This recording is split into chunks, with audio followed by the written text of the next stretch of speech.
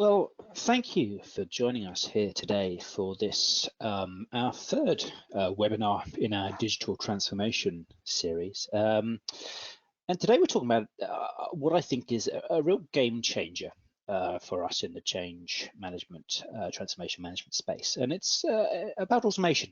We're calling it every day automation. And the reason I think it's such a game changer is I think it's something that we don't often think about. We think about automation as a way of improving manufacturing, or improving how kind of banks operate their front desk. But actually, I think the real low-hanging fruit for us is actually how it's going to continually transform how we do change, how we improve how we do change. So that's really what we're going to explore today. For those who've joined us at these webinars before, you'll be aware that we talk for about half an hour. Everybody who's attended gets a link to this, so you're very welcome to come back in and revisit the webinar or share it with anybody you particularly want to. And we will have a small amount of time at the end for questions, so please do feel free to drop in questions in the box. I do see them as they come in. For those of you who've not come across P2 Consulting before, we are the challenger digital transformation company, and we've been going for about 8-9 years now, really much formed to try and be a genuine alternative to the forced comforts of the Big Four. And we work with many clients across all sorts of different sectors, really helping them to improve, control and deliver on their transformation agenda. The bit I'm particularly excited to talk to you today about is about business that focuses very much on digital transformation, and those who joined our webinar a couple of weeks ago will be familiar with this. But in that digital transformation space, we really talk about 3 fundamental pillars that support an organization's achieving its digital ambition, and those pillars are analytics, agility and automation, all of those combining to help your business, your organization, put the customer at the heart of its digital agility agenda. We talked about analytics a few weeks back. We talked about agile on numerous occasions, and today is the turn of automation. So without further ado, I will very quickly introduce myself as Adam Skinner, Director of Consulting, and then discuss what we're going to be talking about over the course of the next 25 minutes. So we're going to spend a little bit of time exploring what we mean by automation, because it's a word, it's a phrase that gets a lot of air time at the moment in all sorts of sectors, and it has a lot of different meanings, much like analytics actually. But the meaning we have here is quite specific, and actually knowing what you mean when you say a word is so critical. So we'll talk a little bit about what we mean when we say automation. I'll then talk a little bit about everyday automation, the sort of tools you can draw on, the ways you can apply it, the low-hanging fruits you should be looking for in your organization. I'll then go and talk about actually what's the real meat and gristle of today's conversation, which is how does one build an automation capability? And I'm going to come back to this time and again, because actually this isn't just about skilling up one individual in how to automate or bringing in a big community of consultants to kind of transform how you do automation. It's about making sure automation is a core skill of everybody who gets involved in change and operations in your organization. In the same way that if you go back 10 years, Excel and PowerPoint were needed as core skills, and how actually you try and get everybody sort of vaguely upskilled in project management. We generally believe automation is a baseline skill that everyone needs to get a grip on. And actually, if you can achieve that across your organization, you'll see numerous optimizational opportunities. So we'll touch on that, and then finally I'll talk a little bit about where next. So actually, if you found this interesting, if you found this exciting, if you want to go a bit further in your understanding of automation, where do you go next to understand a little bit more? Okay, so let's start with the first question. So what do I mean by automation? Well, what I don't mean is that thing on the right, on the left. I don't mean coming in and spending a fortune building a whole load of bots and robots to revolutionize your manufacturing plant. I don't mean using kind of automated bots to kind of totally transform your back office so that there's no human sitting in that space at all. I also don't mean bringing in kind of lots and lots of very high paid consultants to totally redesign how your operational organization functions to put an entirely automated back office in there. That's not what we're talking about. Now, many organizations have done things like that and done them very successfully. But actually, I don't think that's the approach that most people will be taking to get advantage from the automation revolution we're seeing. What do I mean by automation then? Well, really, I mean the fact that in the same way, if you went back 10 years or so, kind of tools like Power BI were coming along that allow you to tackle analytics in the everyday, there are a whole range of really interesting, really freely available tools out there that act as almost personal bots, personal tools to help you automate your processes and your workflows. And these have gone from being the preserve of very, very highly trained, highly skilled, highly costing experts to the level of complexity where you and I can, after a small amount of training, get a grip on them and actually do some really cool stuff that helps operate and helps automate those everyday operations that cause you a bit of a headache, whether that's in the back office, whether that's around change or the front office. So that's what we are going to be talking about today.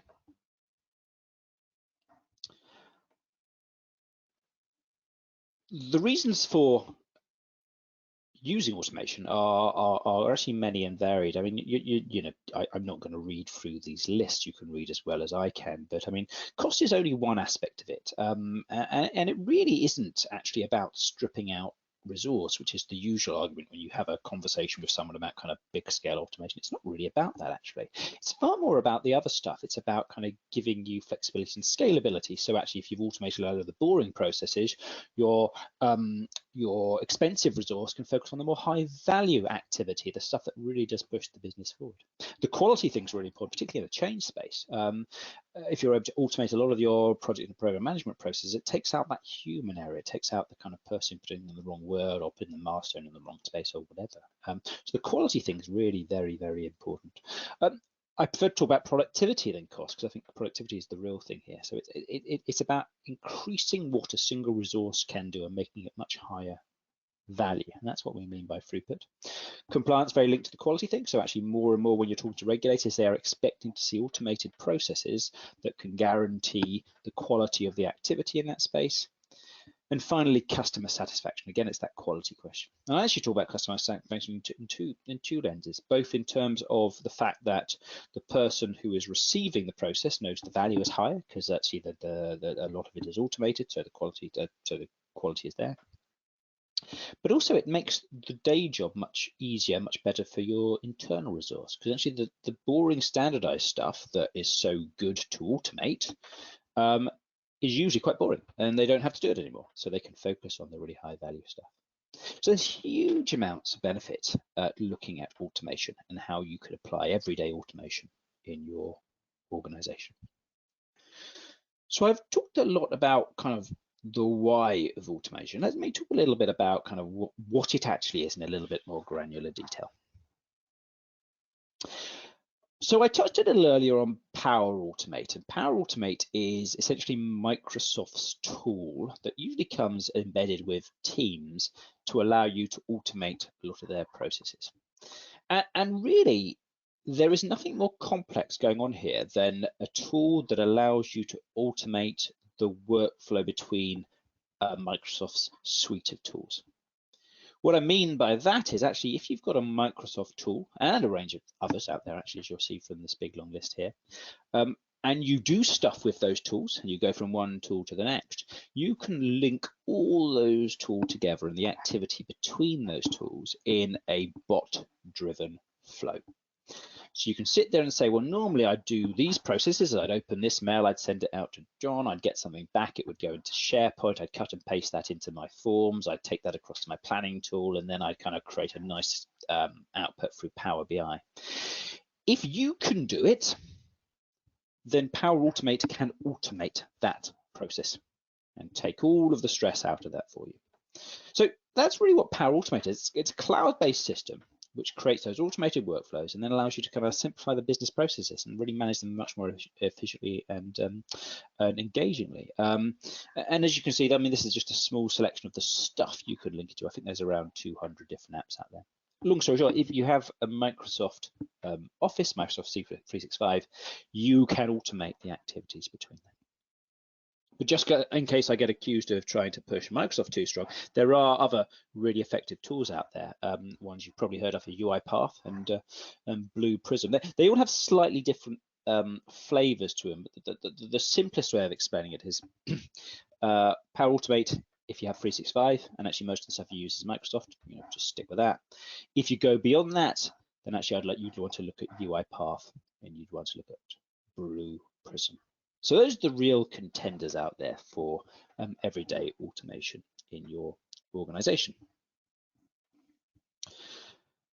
So what are you actually doing with Power Automate? Well, I slightly alluded to before about actually automating your workflow. I wish I could say it was more complex about that, but it really is as simple as that. So you see a little really simple example over on the right here of actually what one of these tools essentially does. Here you're saying, actually, I'm going to use the Power App tool to capture information. So I'm going to reset the milestone fields, reset your status update fields, and email the PMs. This is a really simple snip of a slightly larger automation of how you capture exception reports from your PMs. So it's using a tool called Power Apps, which again is quite a funky little Microsoft tool that essentially allows you to create very easy apps on your phone, very visually appealing apps. It's resetting the milestones and status in SharePoint, and then it's emailing the PM to get more data. Now, sounds simple, sounds boring, but actually that's going to take up kind of 5-10 minutes of somebody's time once a week, probably per project. If you're able to automate that across 20 projects, you've probably saved someone, an hour or so of their time on a Friday, getting ready to capture all the various bits of data before the next step. That's a really simple one. They go up in complexity massively, and this is a Power Automate tool for a new joiner email cascade. So a new joiner comes in, we ask them to, we send out kind of various emails to them to get them excited about joining. We tell them what they need to do to register for various tools. We tell them what learnings they need to look and what websites they need to go to, and so on and so forth.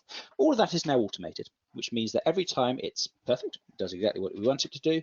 It means we don't have to spend the time coordinating people sending out emails and getting them to look at stuff. And there's very little specialized training in here. There's just an understanding of the process we go through and an understanding of how a tool like Power Automate works. I'll talk a little bit later about kind of the training you can go on to do Power Automate or UiPath or Blue Prism. But for people in the change management space as well, we tend to think like this. We tend to think about process. We tend to think about the steps to control a journey. So actually something like this is a really natural extension of our skills and our capabilities.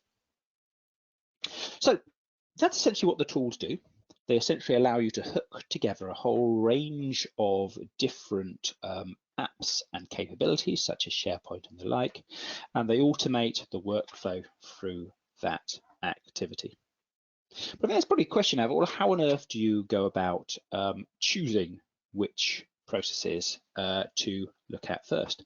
Again, it's a relatively simple activity in our opinion. At the very highest level, it's really kind of 3 phases of activity to get you to that highest, to get you to the value. I'd argue that the objective of phase 1 is to find out what you can do. So actually you're looking to find processes that fit within the various tools and apps that you've got on your systems.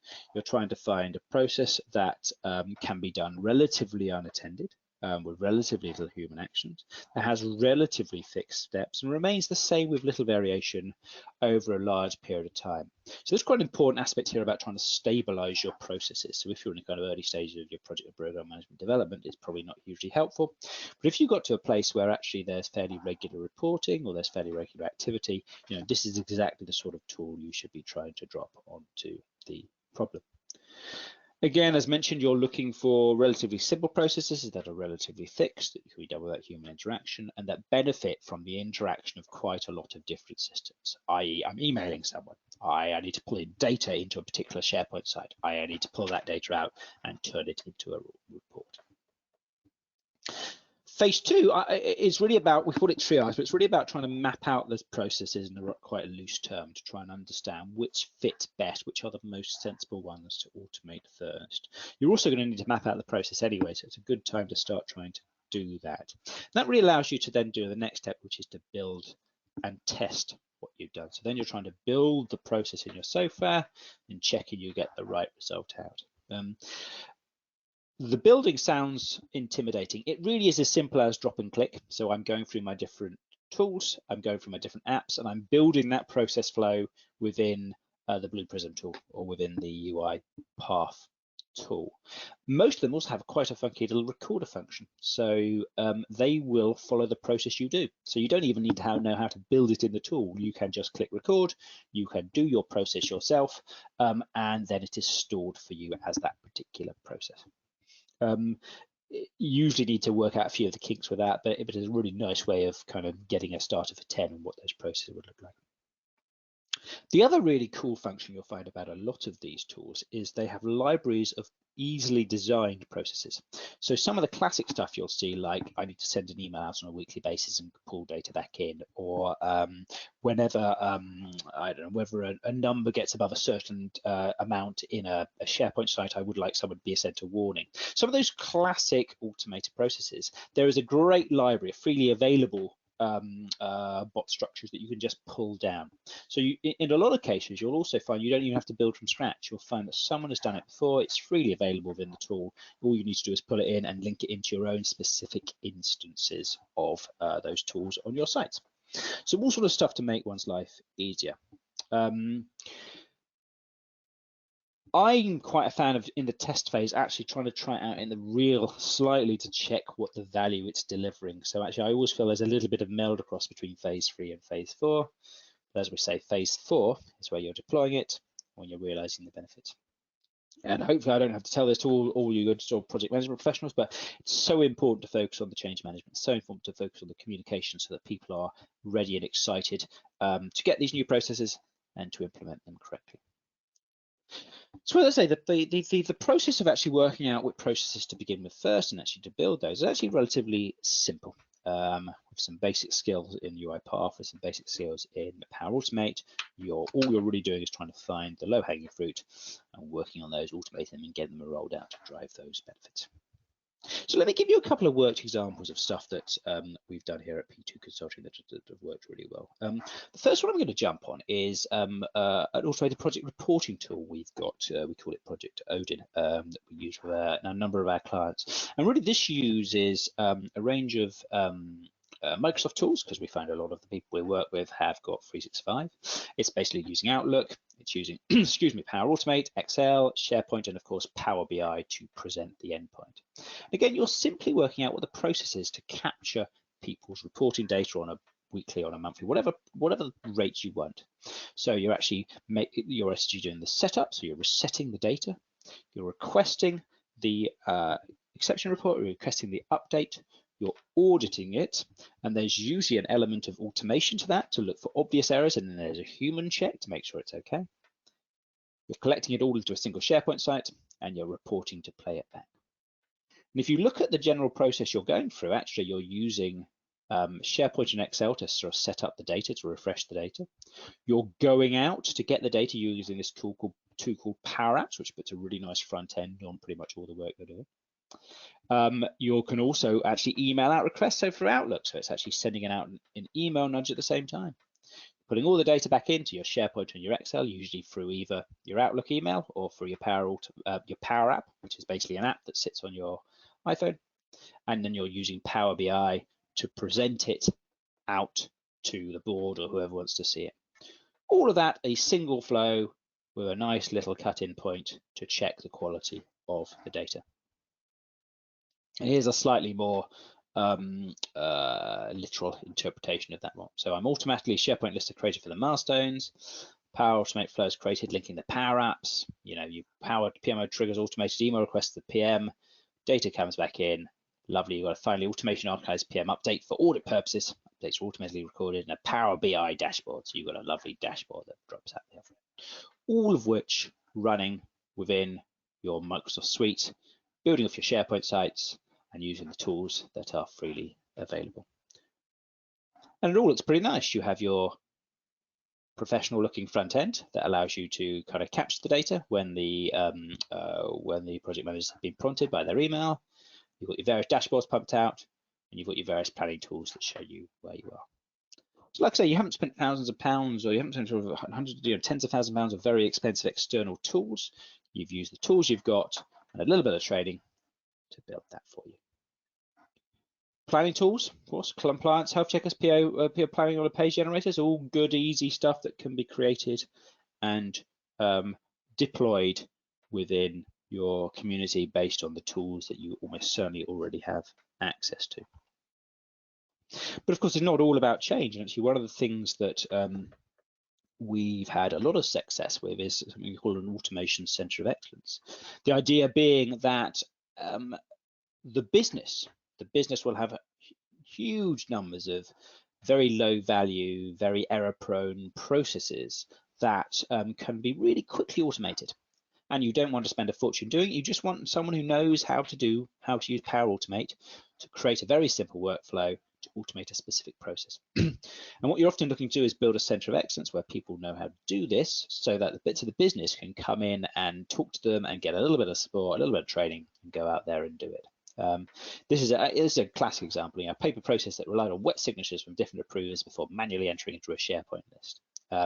Obviously, if there's no approver there, the whole process stops. You can automate the entire process incredibly quickly into SharePoint and all the various automations and all the various chasing up. It took a couple of hours, I think, to build this, and you're away. And you're saving people time, and you're getting your approvals through much, much faster. Again, the Center of Excellence is where the knowledge is stored about how to do this, but more importantly, it's about trying to diffuse that knowledge through the business. So people in the business are actively able to do this for themselves, just as you would hope people in the business could create PowerPoint decks and could do all that kind of good stuff like that.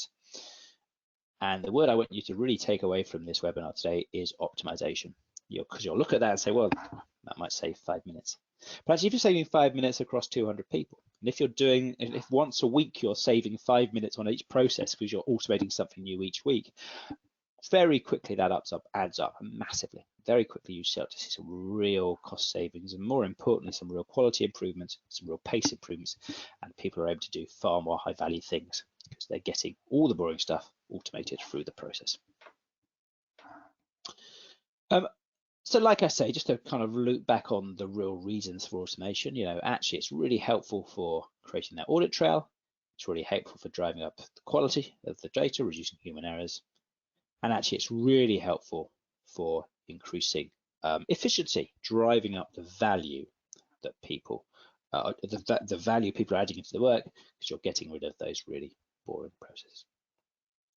So I'm going to jump to talk a little about building your automation capability in a second, but if there's a couple of things I really want you to take away, actually automation is not about kind of hugely expensive kind of robotic solutions or massive transformations of one's organizations.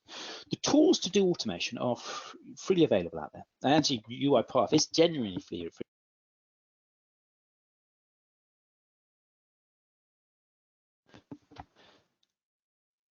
And you can actually just draw it straight down off the internet. And we'll talk a little bit about the training in a minute.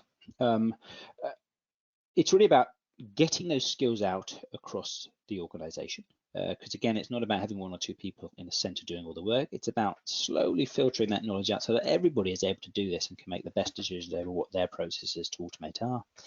And then it's about watching the optimization flow out across your organization as it gets slowly better and better and better, which for those who know the Agile will know it's a classic tenet of a continuous improvement mentality. Hence why this is such an important part of the digital transformation agenda. So let's talk about that a little bit. So how on earth do you try and get this flowed out across the organization? So I'm a massive fan of the concept of community of practices. And a community of practice, as you'll know, is a center of knowledge in an organization around a particular thing, with a goal not of doing all the work around it, but with the goal of actually disseminating that knowledge, working out standards for the community, raising the awareness of that thing, and really just trying to make sure the thing that community practice is focusing on is an area of interest for the entire organization. I think automation is an absolutely perfect candidate for that sort of thing. As I mentioned a little bit earlier, I often think that this Centre of Excellence concept is a really helpful one to start that off. And that's really about having a single body where the knowledge of how to do this thing sits. And that body, that space, then does lunch and learns, does webinars, works out how people are going to access training, all that sort of good stuff, but also then helps people sort of work out what the right processes do and help people get started down the journey. Usually they build out champions out in different parts of the business who will also push this. And really it's about slow push out of this capability, as well as being able to show where the quick wins are. So I'm a massive fan of the Centre of Excellence. Now, often when we've built these, we actually put these in the PMO, believe it or not. So you have a portfolio office. The portfolio office wants to automate its own processes to actually increase its efficiency. Very quickly, though, it starts to see the bits of the business that could benefit from automation and starts to reach out into those areas to raise their capability. The reason I find that so exciting is so often the portfolio office or the PM office is seen as a pure value drain. It's a this administrative function that just keeps an eye on people. Actually, if we're able to harness the capability around automation, turn it into automation Centre of Excellence, it very quickly flips and starts to be able to show pure value out in the business. And that value is driven from automation of processes, freeing people up and so on. So it's a really nice thing to have sitting in your PMO in your portfolio office, this automation Centre of Excellence. I touched on tools and training. I use the word tool very clearly here. I said a single tool. I think it's quite important to choose which of the tools you are going to use, whether it's Power Automate, whether it's UiPath, Blue Prism, or some of the others that are coming along. Pretty much all of those organizations have free training. UiPath has a particularly good academy where you can sign up for. It's entirely free. A whole slew of different webinars and videos and training guides and the like that you can follow.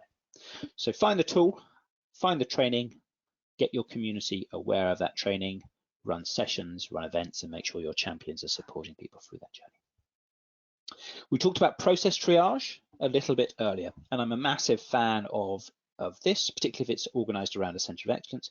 This idea that a central body can help you understand what are the best processes to automate, can help do that, and then can help celebrate success around that. So at least to begin with, it's always helpful to have a triage, help you understand what the processes are out there, what's the low-hanging fruit to go for. And finally, events. And this is both about training, this is both about lunch and learns, community activity. It's also about celebrating success. So I think it's really important not just to run events focused on automation, but also to understand what are the wider events in the organization that one can go to trumpet the successes of automation. So when building community practice, I think it's really important to think about those four critical aspects of building that community practice. Having that Centre of Excellence that can drive it, understanding what the tool and training is, and what the process you're going for, and understanding the events that you're going to promote this particular tool, this particular capability at. As I say, massive fan of basing that in the PMO, and massive fan of flowing it out from there. So look, we're coming close to the end of our time. I just wanted to leave you really with some resources. So if you want to understand where to go next, I'd actually do a little bit of research. I think all of this stuff is very, very freely available out there on the web, on the internet.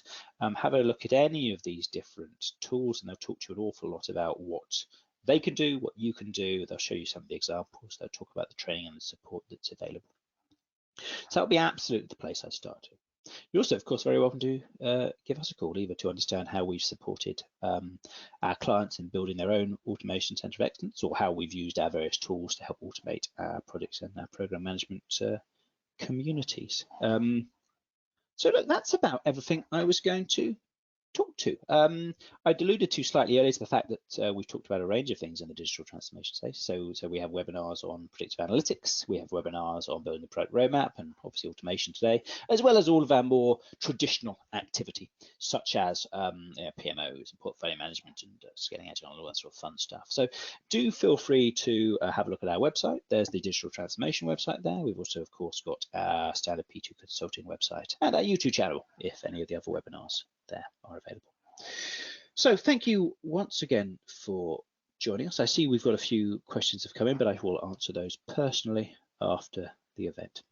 Thanks very much and have a wonderful weekend.